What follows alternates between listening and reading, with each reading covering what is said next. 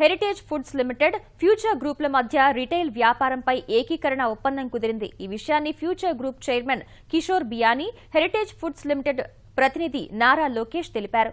ఈ ఒప్పందం రెండు సంస్థలకు ప్రయోజనకరంగా ఉంటుందని Heritage Foods executive director Nara Brahmani చెప్పారు.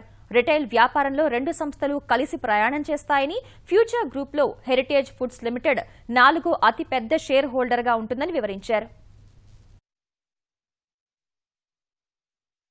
We have signed a definitive agreement about consolidating the heritage retail and agri business with Future Retail Limited. This journey will enable us to bring about greater synergies, greater scale, whereby our farmers and also our consumers can benefit in the long run. And we are really excited to start this journey with Biani ji.